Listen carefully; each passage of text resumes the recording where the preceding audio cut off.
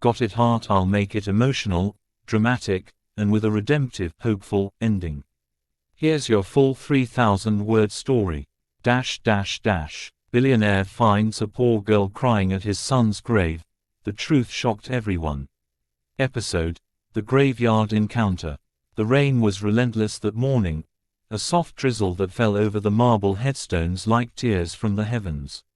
A black car rolled slowly into the cemetery, its engine humming low. From it stepped Alexander Pierce, a man who once ruled empires with the flick of a pen.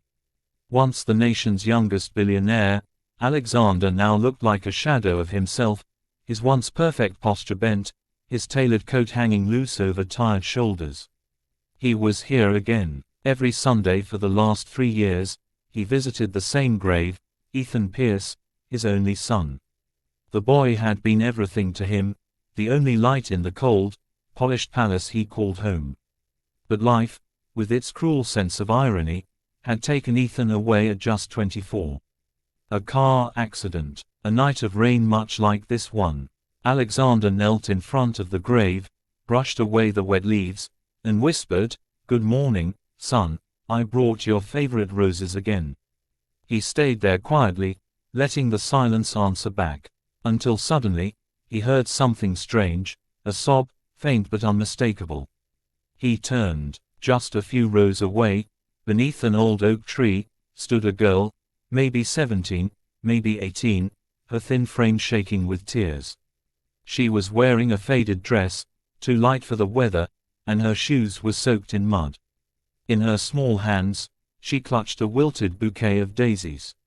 Alexander frowned. Cemeteries weren't unusual places for grief, but something about this girl struck him, not just her sorrow, but her eyes.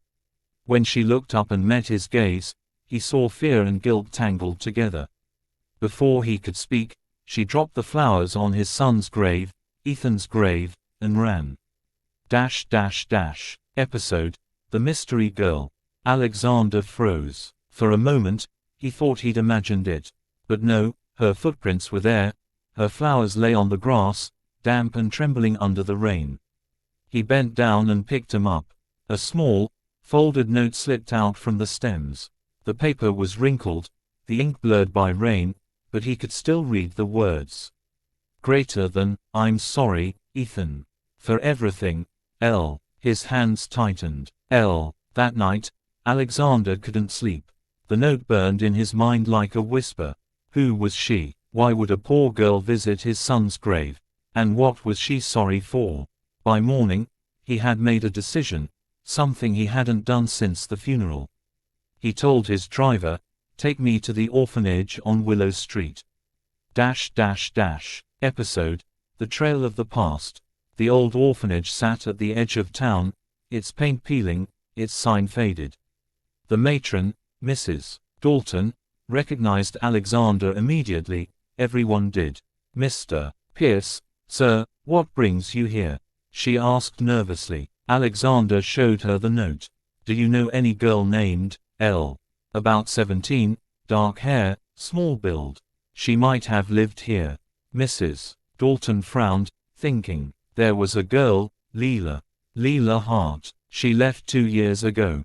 Kind girl, quiet, worked part-time jobs to survive. She didn't have anyone. Where is she now? I'm not sure, Mrs.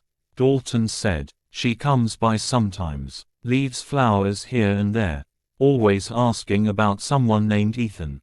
Alexander's heart sank. He thanked her and left, but his driver could tell something had shifted in the billionaire's face.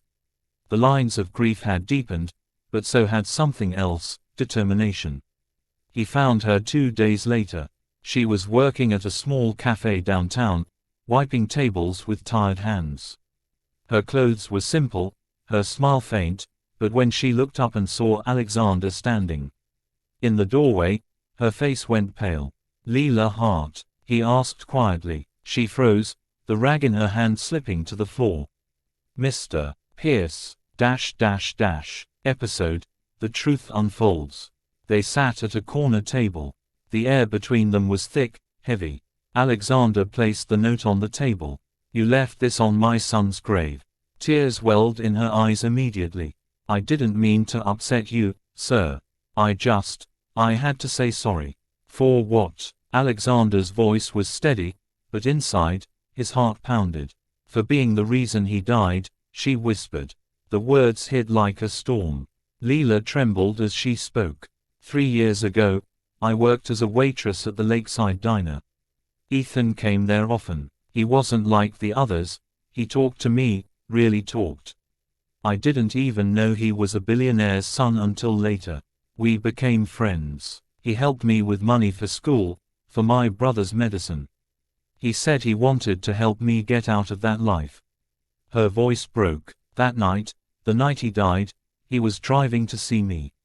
I'd called him. I was scared because my little brother was in the hospital, and I didn't have enough for the treatment. He said he'd bring the money right away. It was raining hard. I begged him not to drive, but he did. He never made it. Tears streamed down her cheeks. I killed him, Mr. Pierce, not with my hands, but because I asked for his help. He was trying to save me. I'm sorry. Episode: The Father's Heart. Alexander sat frozen, his world spinning. For years, he had blamed fate, God, even himself, but never anyone else. And now, before him, was a girl who carried guilt heavier than any punishment he could give. He looked at her trembling hands and saw something he hadn't seen in himself for years, remorse mixed with love. Did you love him? He asked softly. Leela nodded through tears. Yes, more than anything, but he deserved a better world than mine. Alexander leaned back, closing his eyes. Ethan had never told him about her. He had always thought his son lived a sheltered, perfect life. But maybe that was the problem. Ethan had found light not in luxury, but in kindness. When Alexander finally spoke again, his voice had softened. You didn't kill him, Leela. You gave him something I never could. She looked up, confused. What do you mean? He used to tell me I was too busy for people, that I didn't understand what real love looked like. Maybe he saw it in you. Episode: The Letter. Days passed. Alexander couldn't stop thinking about Leela. Her story, her guilt, her pain, they became a mirror for his own. For the first time, he didn't visit Ethan's grave alone. One Sunday morning, he found Leela already there, kneeling by the tombstone. She had placed fresh daisies and a letter sealed with wax. Alexander stood quietly beside her. May I? He asked. She nodded. He opened the letter. It was from Ethan, dated the day before the accident. Greater than, Dad, if something ever happens to me, I want you to find Leela Hart. She's the kindest soul I've ever met. She reminded me that life isn't about money, it's about moments and people. Don't shut her out. She saved me from becoming like us. Love, Ethan. Alexander's hand shook as he read. His knees weakened, and for the first time in years, he let himself cry openly, not as a billionaire, not as a man of power, but as a father. Leela reached out instinctively, resting her small hand on his arm. He didn't push her away.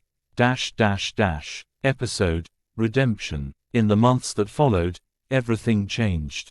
Alexander set up a foundation in Ethan's name, not for business, but for kids like Leela, for families who couldn't afford hospitals, education, or hope.